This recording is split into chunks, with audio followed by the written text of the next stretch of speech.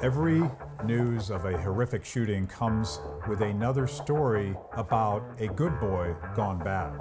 Tonight, we're going to try to figure this one out. Welcome to Kibbe on Liberty.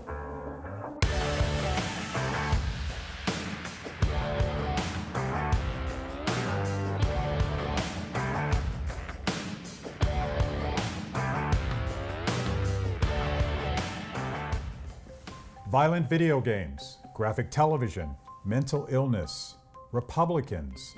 Every time someone gets shot in this country, TV pundits and talking heads come out of the woodwork to play the blame game. Tonight, I'm obsessed. Probably not alone here. I'm obsessed that 3 of the deadliest mass shootings in modern history have occurred in the past 5 months. The president of the NRA blames the drug Ritalin. Many of these young boys have been on Ritalin since they were in kindergarten. He says, if you look at what has happened to the young people, many of these young boys have been on Ritalin since they were in kindergarten. That's an interesting theory. Meanwhile, most everybody else blames the president of the NRA. Not me, of course. I'm a Second Amendment guy. I don't think the existence or legality of guns makes people go out and shoot each other. Cities like Chicago and Washington, D.C. haven't managed to cut down on gun crime with tougher gun laws. And countries that ban guns still have people stabbing each other or running each other down in vans. It isn't guns that cause violence. But I don't think it's movies or TV either. So what is it? The bad news is I'm not smart enough to solve this problem. The good news is I know some people smarter than me. In fact, one of them is here in the studio today. His name is Warren Farrell, and he's the author of an important new book, The Boy Crisis: Why Our Boys Are Struggling and What We Can Do About It. The answers are complex and obvious, according to Dr. Farrell. And there are practical things we can all do to help fix things. You'll want to stick around for our conversation. Okay, heavy topic tonight, but the good news is I think we're going to get at some potential solutions and things that you can focus on in your community, in your home. But if we're going to tackle something this heavy, we got to drink some freaking beer first. It's time for Beer is Freedom.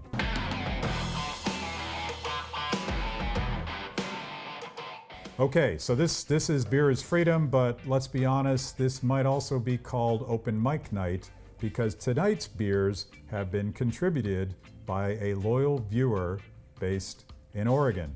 His name is Paul Johnson Jr., and he sent me a note a while back saying, I really enjoy watching Kibbe on Liberty on CRTV. Matt is a great thinker, and I like how he enjoys drinking IPAs and relating beer to a free society.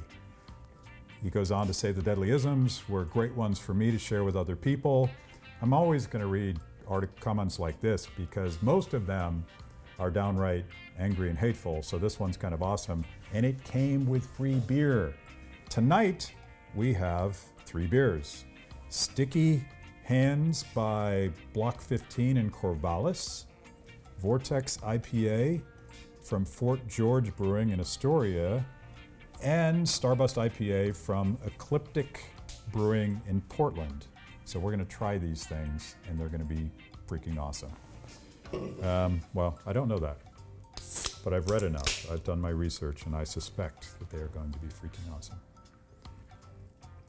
So these are all, based on what I've read, these are all classic styles of West Coast IPA. I think this one might be sort of in the middle between the West Coast and East Coast styles, but I can already smell the hops from here.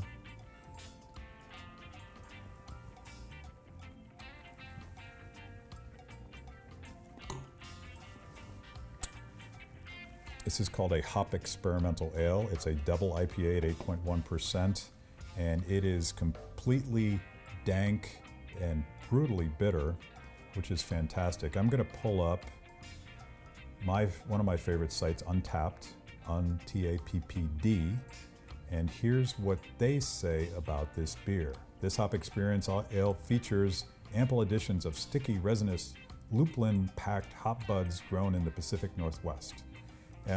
What's different about a West Coast IPA tends to be the insane bitterness, and that used to be my favorite style. And it was so bitter that it would melt your face off because the hops are put in primarily during the boil, and that brings that out. That is a fantastic beer, and when I get around to rating it, I'm going to give it 4.25 stars, which in my world is pretty dang good. Okay, next. Jeez. Vortex from Fort George, which is a 7.7% alcohol IPA, on the cusp of being a double IPA, but 7% is still a legit IPA, particularly in the Pacific Northwest. You can see that beautiful orange color.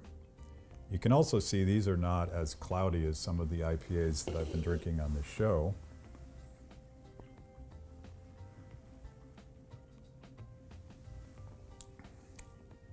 That's a great beer too. Different profile, probably far less bitter, but still plenty of that dank resinous style that you get from West Coast IPAs.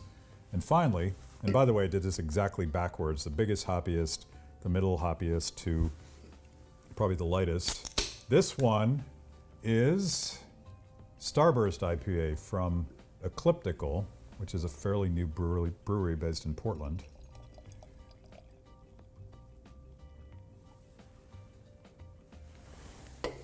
Wow, I like the nose on that.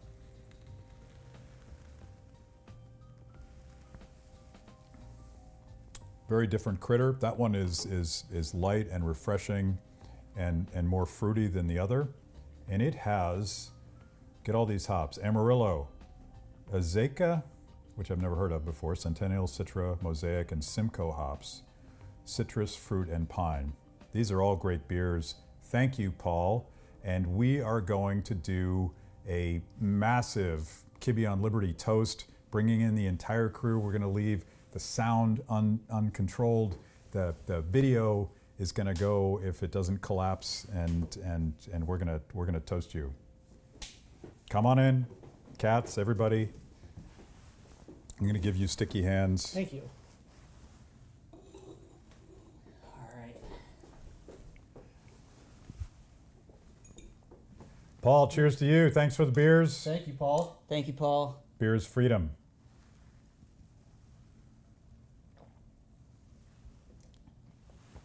That's good. I'm taking it with me. Good. I've already lost 2 of my beers. Okay, so enough of those ridiculous hijinks. If you want to send me free beer, who am I to say no? Matt@KibbeOnLiberty.com. And if you send me an email and you entice me with delicious beer, I will feature your beers on this show. How is that for pandering to your audience? Okay, so we've had our fun. We're going back to the serious topic. I sat down with Dr. Warren Farrell, and he's got what I think is a fundamental insight in what's going wrong with our boys today, not just in this country, but globally. And in a few words, it is a crisis of fatherhood or lack of fathers. Check out this conversation with Dr. Farrell. Dr. Farrell, thanks for sitting down with us. You have proposed what is both a radical and controversial theory, but also just like complete common sense to me when it comes to figuring out why so many of our young men are involved in mass shootings. Tell me what your theory is. Well, what I've looked at is the people who are involved in mass shootings, particularly the more complex ones, like when 8 or more people are killed, 26 out of the last 28 mass shootings where 8 or more people were killed, the boy who did the killing had minimal or no father involvement, almost always from a broken family. So both the school shooters and the mass shooters, they had this common denominator of minimal amount of father involvement. And then I looked at the ISIS recruits, studies of ISIS recruits. The initial studies didn't even ask the question about father involvement, but it was brought up by the boys so frequently that the sociologists went back and asked the question more systematically and found that not only were the boys who were doing being recruited for ISIS had a lack of father involvement, but also the girls who were recruited in much smaller numbers for ISIS had a lack of father involvement, and that the one most common denominator of recruits for ISIS are boys and girls with minimal or no father involvement. And my goodness, it's just so apparent the psychological savings and the fiscal savings we would create if we had this focus more on how do we get fathers more involved and what do they contribute that we don't know about. And so those are so important. So this apparently is controversial in some corners, and every time there's a tragedy, another tragedy, and another shooting, everybody sort of falls back into their political corners, and some people blame the NRA, and the NRA blames Ritalin, and some people blame violent video games and violent TV programs. So few people are talking about this phenomenon, that it's about fathers. Yes. And there's a responsibility here that civil society has to wrestle with solutions. Yes, and our sons and our daughters, they have the exact same family values. They have the exact same families. They're exposed to the exact same violence on TV, the violence in the media. They have the same access to the same guns, and yet our daughters are not doing the killings. Our sons are. And so what we need to understand is that when a family is broken up, our daughters suffer, but our sons suffer more.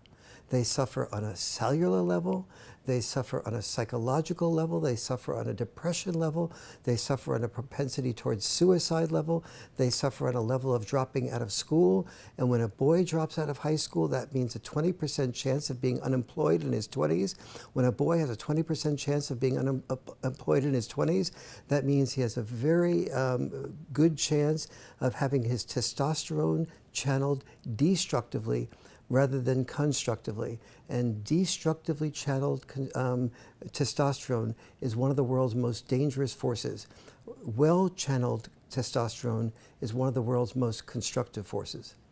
So quickly, and this would be a subject, if you really want the answer to this question, people are going to have to pick up your book, The Boy Crisis. What are some of the solutions? How do we fix this problem? We've identified it. It is fundamental. How do we fix it? We have to know what fathers contribute that is different from what moms contribute, what I call dad-style parenting that has to be added to mom-style parenting. We have to teach both moms and dads how to communicate about the value of their style parenting in order to be able to adjust it to any situation that the children are going through. We have to be able to get dads to study what they do that is good so that they can explain it to moms. We can't blame moms. Moms can't hear what dads don't say. Moms are doing their hard work in the way that they know how to do it. Men have to take the lead, speak up, and have the courage to speak up. Men can't back off with knowing that a happy life is a happy wife. You have to be willing to have an unhappy life for a while because your devotion is to your children's needs, not to your personal happiness.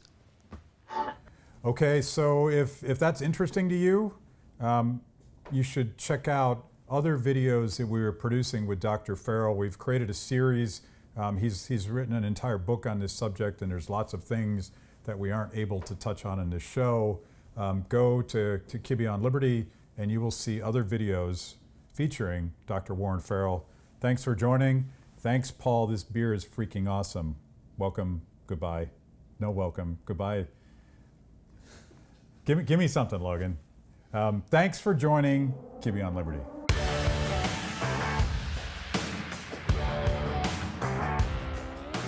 I'm not even drunk.